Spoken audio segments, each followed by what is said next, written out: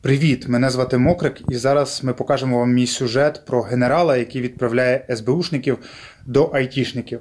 Так що ставте лайки, підписуйтесь на наш канал, тисніть на дзвіночок і прямо зараз, під час перегляду сюжету, якщо зможете відірватися, або після нього, можете задонатити для того, щоб підтримати наш проект.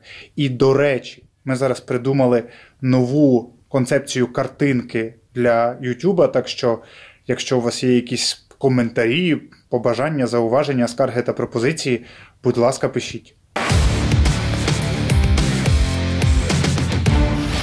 Вітаю! В ефірі програма антикорупційних розслідувань «Наші гроші». Мене звуть Денис Бігус, і сьогодні ми поговоримо про низьке ставлення до високих технологій. Коротше, про СБУ і IT-компанії. Бачите, стосунки між Службою безпеки України і бізнесом і так дуже часто нагадують ланку харчового ланцюжка. А IT-компанія, вона взагалі в очах СБУ має виглядати якось так.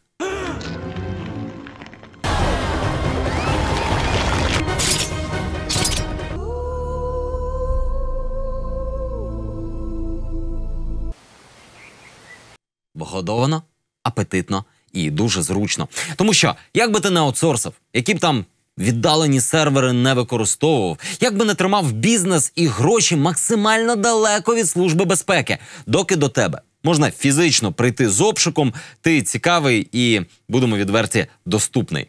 Коротше, найнадійніший пароль. Навіть найнадійніший пароль, найнадійніший пароль погано захищає від укладання обличчям в підлогу. Формат зв'язку між СБУ та ІТ досліджував Данило Мокрик.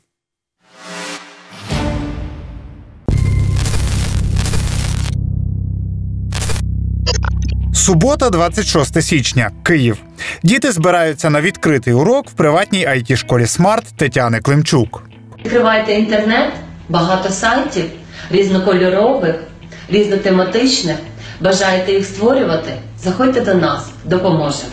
У Климчук дві такі IT-школи «Смарт» і частка в IT-шній компанії «Спорт Онлайн». Нічого б незвичайного, якби не чоловік Тетяни Климчук. Він начальник департаменту кібербезпеки СБУ. Саме того департаменту, який систематично проводить обшуки в IT-компаніях. Такий повний цикл виходить. Дружина айтішників навчає, а чоловік обшукує. Цей чоловік-начальник – генерал-майор Олександр Климчук.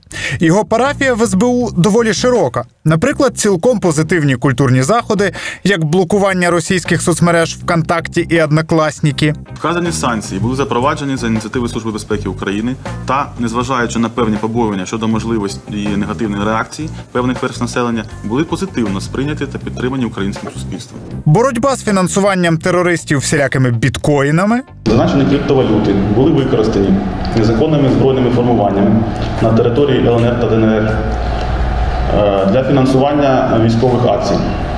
Ну і згадані масові обшуки в українських IT-компаніях. Если вы придете сейчас в среднюю IT-компанию и спросите, соберете всех сотрудников, например, в компании работает 100 человек, вы их соберете и спросите, а кто был на обыске? 30% айтишников уже поднимут руку и скажут, что мы же на обыске были. Не в этой компании, так в другой. Ну, тобто обшукували айтішників і до Климчука, ясна річ.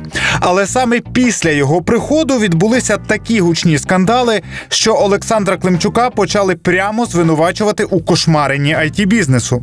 І на цьому тлі виплили не лише айтішні інтереси його дружини, а й відверто кримінальна історія з його минулого. Я с утра им занесу вот это. Хорошо. Вот, а ну, я просто, час занесу. Вы уже говорите, что если в час, то в час.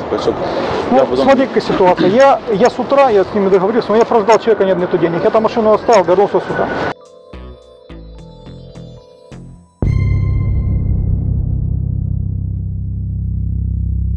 Олександр Климчук очолив кібердепартамент СБУ в лютому 2017 року. Через 2 місяці після його призначення стається, на перший погляд, не пов'язана з цим подія. Прем'єр Володимир Гройсман раптово перериває засідання Кабінету міністрів заявою. Мені зараз написали, от як на це реагувати, я не знаю. Мені зараз написали інформацію про те, що зараз відбуваються обшуки в інвестиційній компанії Dragon Capital. Dragon Capital. От, ну як на це реагувати? Я не маю права втручатись в роботу Служби безпеки України, але вважаю, що там має бути відбуватися адекватна без будь-якого паралізування роботи інвестиційного фонду.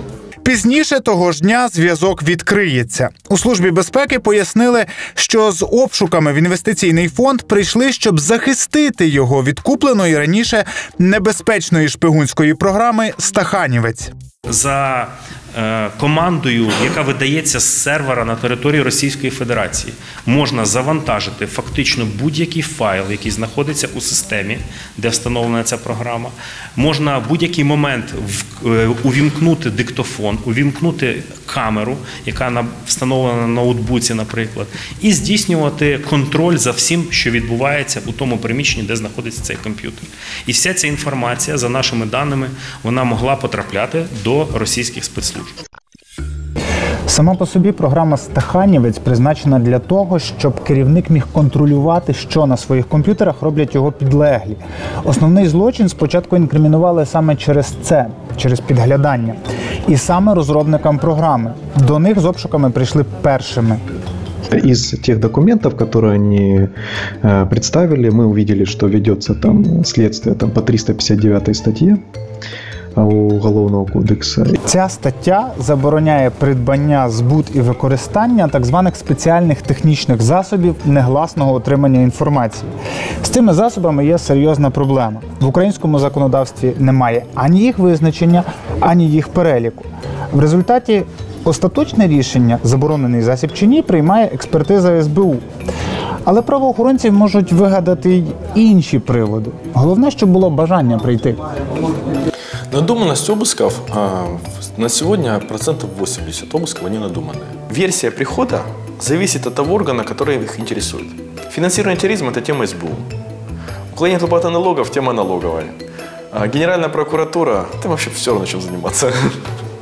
Приблизно у той же час, невдовзі після призначення Олександра Климчука на посаду, СБУ з трохи іншими ідеями прийшла з обшуком ще в одну IT-компанію – «Юконтрол». Ця історія теж перетворилася на публічний скандал. Ми відчули незаконність і нецивілізований підхід до нашої компанії. Однак виявилося, що для самого Климчука приймати репутаційні удари не в новинку.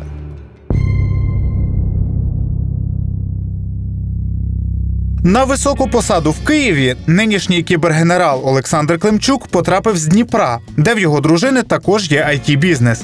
В Дніпрі він багато років трудився в обласному управлінні СБУ і збудував собі гарний триповерховий будинок з басейном. Зараз вже виставлений на продаж. Какой ценовой диапазон вообще? Это мы уже по цене опустили 128. У нас там один человек как бы есть, он 120 предложил.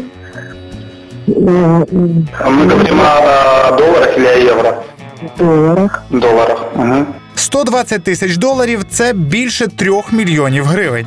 Правда, будинок оформлений на брата дружини Климчука, Павла Кузла. То, може, але ні. Коли ми питаємо, чому власники будинок продають... Вони переїхали в Київ. Он сам прокурор вроде или кто. Он по роботі його перевели туди. Брат дружини не правоохоронець, а айтішник-програміст. Так що будинок такий явно належить молодому генералу. Як в СБУ можна доробитися на таку ось нерухомість? Тетяна Климчук на сайті своєї IT-школи пише, що до 2016 року була найманим працівником, тому навряд чи сильно допомогла. Щодо заробітку є інша версія. 5 років тому дніпровський підприємець Олександр Смірнов подав до військової прокуратури заяву про злочин. Нібито Климчук ще у 2009 році взяв у нього 10 тисяч доларів за закриття кримінальної справи. Разом з заявою Смірнов надав запис розмови, яка відбулася у нього з Климчуком у місцевому кафе «Фантазія». Нинішній генерал мав відігравати роль посередника між Смірновим і слідчими. Я, грубо говоря, коммерсант, с другой стороны, да, мне как бы оно и на жизнь хватает. А у них мысли, они по-другому просто мыслят. У них это есть одно дело, завтра будет еще одно какое-то дело. А кроме этого у них ничего нет. Вот и все дела. и что я ему? Я просто уже переговорил, он говорит, давай так. Вот. А ты мне скажи, а вот с начальником следствия это как-то оговаривается или нет? Да. Оговаривается, да? У той день Смірнов начебто передав Климчуку $5000. Наступного дня Климчук мав занести гроші слідчим, а Смірнов тим часом мав знайти другий транш. Я с утра им занесу вот это. Хорошо. Вот, а я в час занесу. Вы уже говорите, что если в час, то в час. Ну, смотри-ка ситуация. Я с утра, я с ними договорился, но я просто ждал человека, нету денег. Я там машину оставил, вернулся сюда. Військова прокуратура тричі закривала це кримінальне провадження. Двічі Смірнов домагався його відновлення через суд. При цьому прокурори мали на руках офіційну експертизу. Запис справжній, і голоси на ньому належать Олександру Смірнову і Олександру Климчуку. Втретє Смірнов до суду вже не пішов.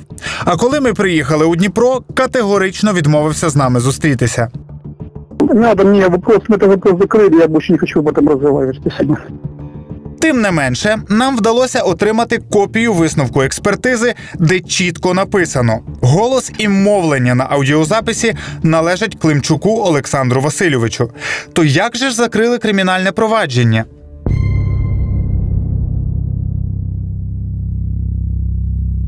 23 березня 2017 року, місяць після призначення Климчука на посаду головного кібер-СБшника. Служба безпеки приходить з обшуками в офіс компанії YouControl. До нас прийшли з обшуками близько 100 співробітників Служби безпеки України. Це більше ніж 10 мобільних бригад. І було вилучене комп'ютерне обладнання, власне, там ноутбуки у консультантів, у менеджерів, які допомагають людям зрозуміти, що взагалі можна знайти на сайті YouControl. На сайті YouControl можна знайти детальне досьє про всі підприємства України. Дані з реєстрів, дані про тендери, про судові справи щодо підприємства і так далі. Цим сервісом, власне, активно користуються і журналісти-розслідувачі. Як і розробників стаханівця, Сергія Мільмана звинуватили у використанні спеціальних технічних засобів, зв'язках з російськими спецслужбами і несанкціонованому доступі до відкритих державних реєстрів. Тобто, взагалі, повна маячня, яку вони не змогли абсолютно жодним чином довести. Ніяких серйозних там звинувачень від них за цей час так і не з'явилося. Це просто був якийсь собі тиск на компанію. Така відсутність серйозних звинувачень в історіях з обшуками СБУ в айтішників не виняток, а правило. В 99 случаях из 100 дела по обыскам в бизнесе, и тем более у айтишников, в суд не передаются. Почему? А потому что те обвинения, которые, скажем так, идут вместе с обыском, они в результате расследования не подтверждаются. Нет ни одного дела, которое имеет приговор в отношении IT-бизнеса или айтишника. Таких дел нет на сьогодні. Жодного. Ні одного. Справи YouControl і стаханівця, по суті, в судах так і не розглядалися. Щоправда, Михайло Яхімович офіційно має статус підозрюваного. До фонду Dragon Capital, через який нервував Володимир Гройсман, в СБУ взагалі немає претензій. Адвокат каже, що правоохоронці приходять в IT-підприємства не захищати закон. Вони приходять просто збивати гроші за повернення вилученої техніки, за припинення тиску і допитів, за закриття кримінальних проваджень. Айтішники в цьому плані привабливий народ. IT-бізнес так динамично розвивався в нашій країні, що в якийсь момент айтишникам стало становитися легко, а при этом високий доход. И вот этот принцип «легкие деньги», он всегда привлекал внимание правоохранителей. Потому что они знают, что если у человека есть легкие деньги, то он с ними легко расстанется. Однак є ті, хто відбивається. Компанія YouControl провела біля СБУ акції протесту. Розробник програми «Стаханівець» подав на СБУ до суду на захист ділової репутації. Через оці слова речника служби. У нас є чіткі докази того, що компанія, яка є розробником цього програмного продукту, співпрацює з Федеральною службою безпеки Російської Федерації. Але в суді представники СБУ заперечили свої ж звинувачення. Юрист приходит и на белом глазу заявляет: а мы такого ничего не заявляли. Нет, не заявляли. Тут же смотрят в зале суда брифинг, где все это, вот все, что мы в иске изложили, все это Ткачук, на тот момент спикер СБУ, он все это заявляет. Они говорят: нет, это вот не то имеется в виду. Третьою особою, тобто Ткачуком, було здійснено інформування щодо здійснення дій у кримінальному провадженні. При цьому не йшлося про обвинувачення будь-яких осіб у вчиненні кримінального правопорушення. Тому у позові вирішив відмовити суддя Рибак 29 червня 2018 року. Михайло Яхимович після цього виїхав у Грузію. Компанії «Юконтрол» лише зараз повертають вилучену під час обшуків техніку. Ну а Олександр Климчук рівно через рік після цих обшуків у березні 2018-го отримав від Порошенка генерал-майора у віці 35 років. Ну а як же відповідальність за тиск на айтішників чи за те вимагання коштів у Дніпрі?